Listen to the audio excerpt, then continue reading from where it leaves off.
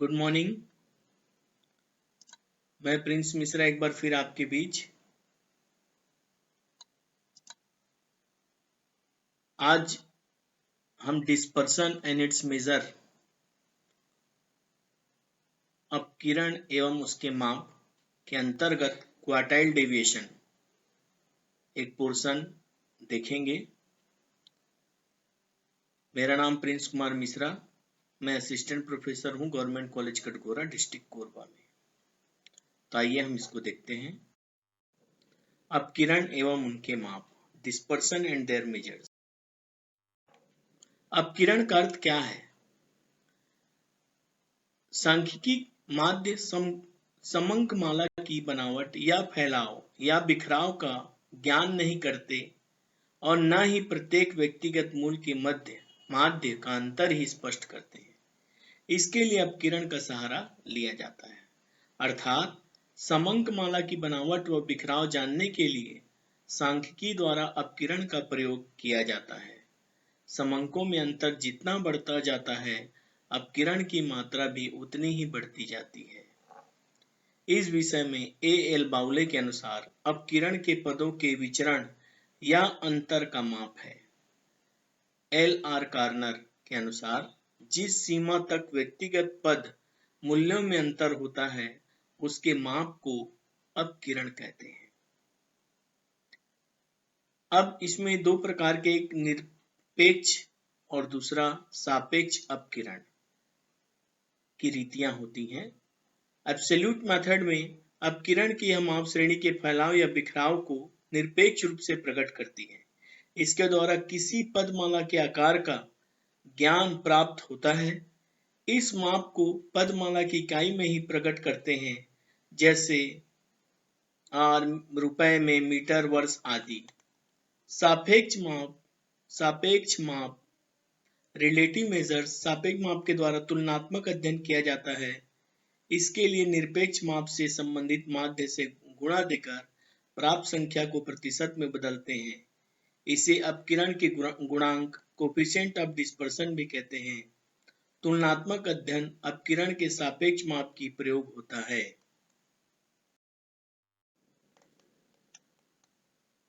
अब जो हम टॉपिक पढ़ रहे हैं, quartile deviation. Quartile deviation is a location-based measure of dispersion. It measures the average amount by which the first and third quartiles deviated from the second quartile, that is the median.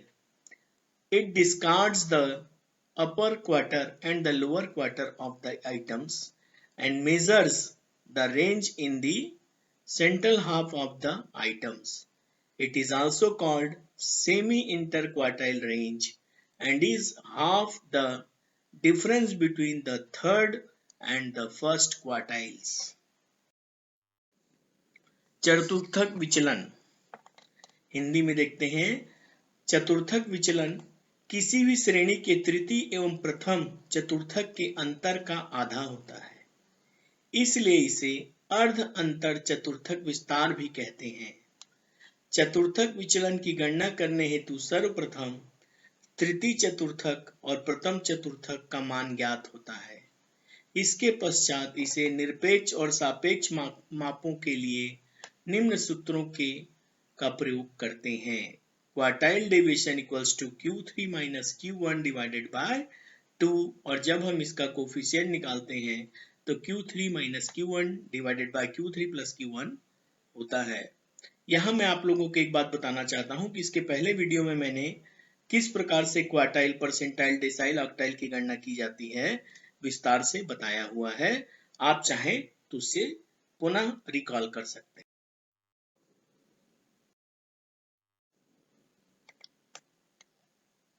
Merits of quartile division. It is easy to calculate and simple to understand. It is easily defined.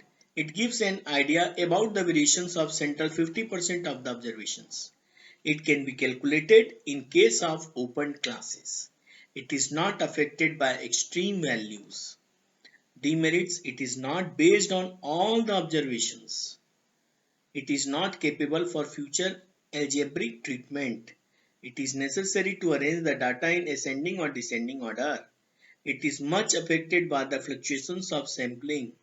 It does not take account of the shape of the data below the first quartiles and the third quartiles, the portion first and third quartiles.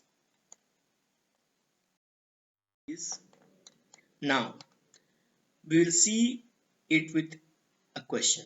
Quartile division गणना करते समय कुछ चीजें हमें ध्यान रखनी है। जैसा कि मैंने पूर्व में भी बताया हुआ है कि जब भी हम क्वार्टाइल डिवीजन करते हैं या सांख्यिकी के किसी भी प्रश्न को हल करते हैं तो सबसे पहले हमें प्रश्न का पहचान होना चाहिए। तो जैसा कि हम इस प्रश्न में देख रहे हैं कि यह एक इंडिविजुअल सीरीज का क्वेश्चन है। इंडिविजुअल सीरीज मतलब एक्स आइटम। अब इसका विधि क्या होता है? जैसा हम मीडियन के लिए करते हैं सेम हम क्वार्टाइल के लिए करेंगे। क्या है पहला step? Arrange the numbers in increasing order.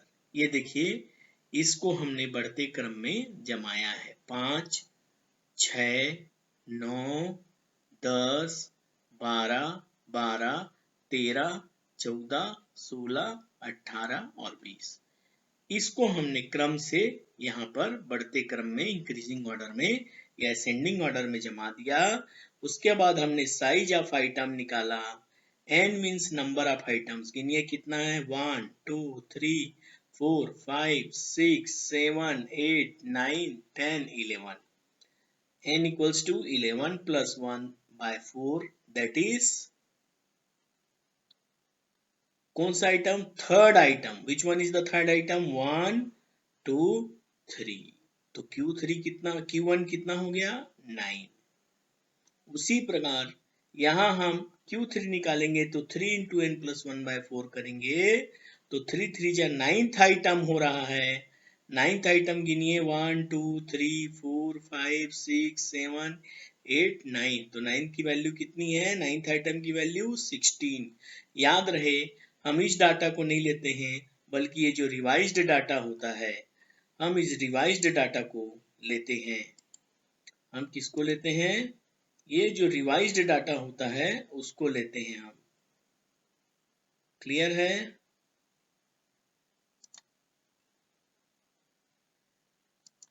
ये जो हमारा ये रिवाइज्ड डाटा है हम इसको लेते हैं, ये ना कि इसको। तो हमने क्या देखा? जब हमने गिनना चालू किया तो पहले में थर्ड आइटम, ये आपका थर्ड आइटम है जिसकी वैल्यू ये है। दूसरा आपका ये 9th आइटम है, ये इसकी वैल्यू, ये 9th आइटम की वैल्यू ये है। क्लियर है? इस प्रकार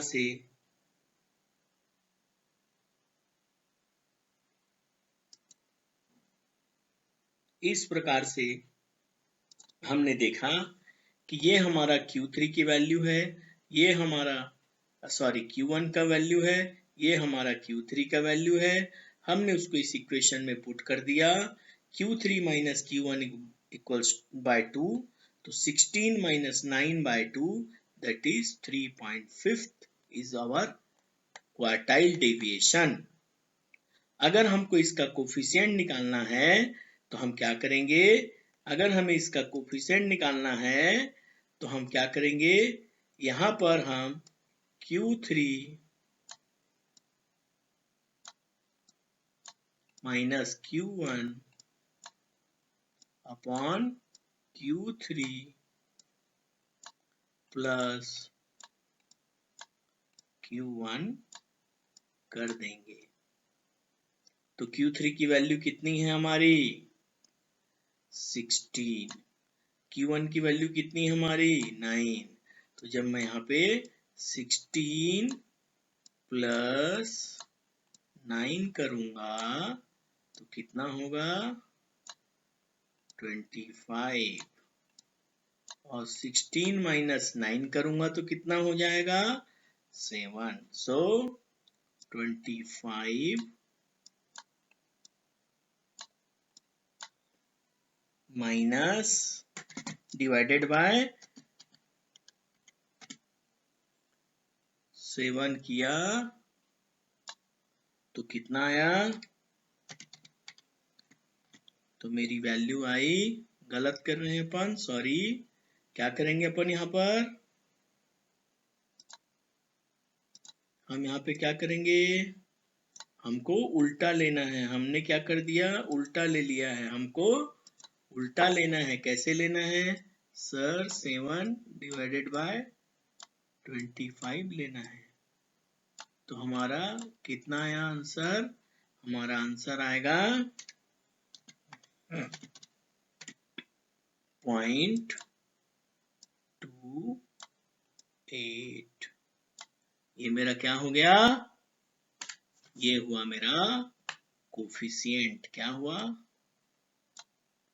कोफिशिएंट, कोफिशिएंट।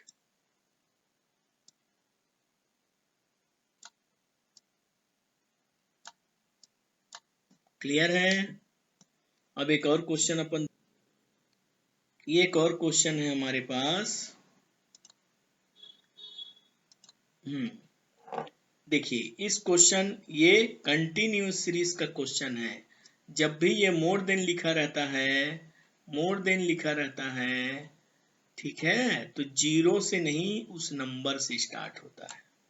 इसलिए 20 से 30, 30 से 40, 40 से 50, 50 से 60, 60 से 70 और 70 से 80 किया गया है। अब यहाँ पर ध्यान रखिए, कभी भी मोर देन या लेस देन केस होता है तो दिया हुआ जो ये आपका फ्रीक्वेंसी है वो हमेशा CF होता है, कम्युलेटिव फ्रीक्वेंसी होता है।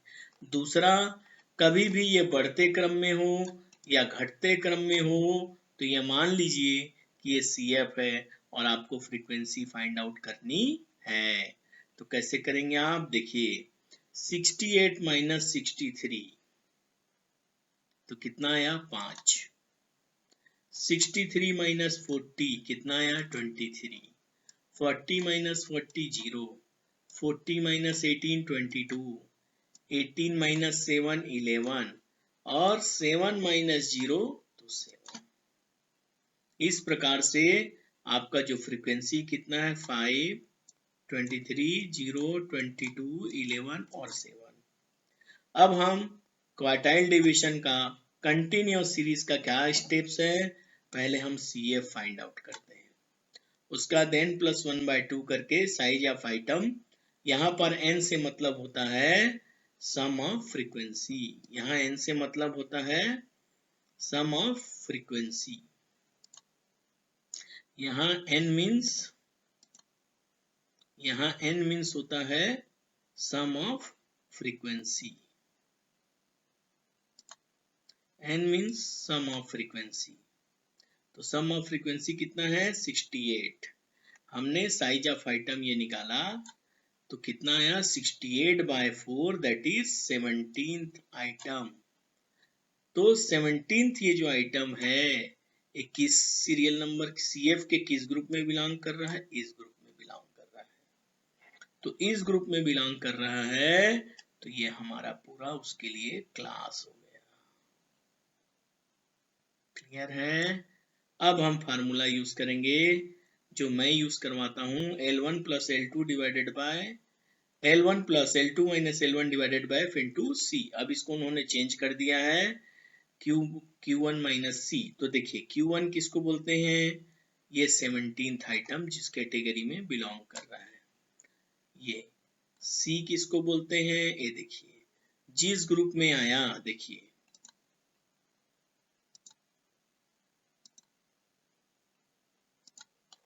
ये आपका है C, ठीक है। Q1 किसको बोलेंगे, Q1 आपका ये है।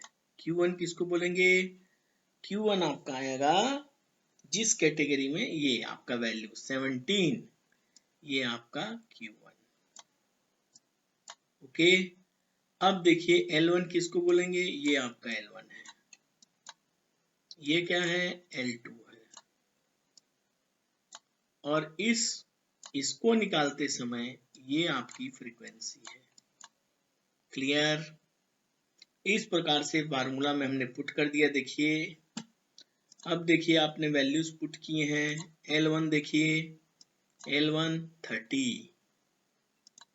Q1 17, C जिस CF ग्रुप में बिलोंग किया उसके ऊपर वाला, और उसके बाद क्या है F जिस ग्रुप में बिलोंग कर रहा है उसका F into I means L2 minus L1, L2 minus L1 that is 10।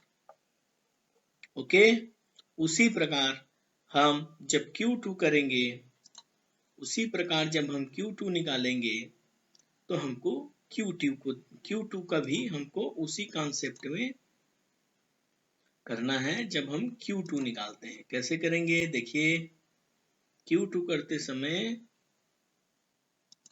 Q2 कैसे करेंगे, यहाँ देखिए Q3 निकालना है अपने को, ठीक है। 3 इंटू एन बाय 4, एन किसको माने हैं, ये n, ये है n। 3 इंटू एन बाय 4, क्यों, क्वार्टाइल का बेस 4 है। 51 आया, 51 किस कैटेगरी में बिलोंग कर रहा है, इस कैटेगरी में बिलोंग कर रहा है।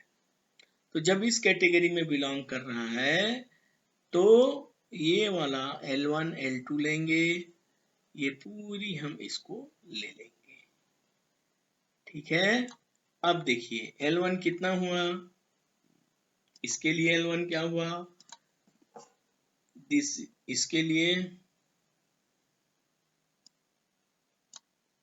लिए क्या हुआ, देखिए आप L1 हुआ आपका, ये हुआ L1, ये हुआ L2, ये हुआ F, और इस ग्रुप में बिलोंग कर रहा है तो इसका ऊपर वाला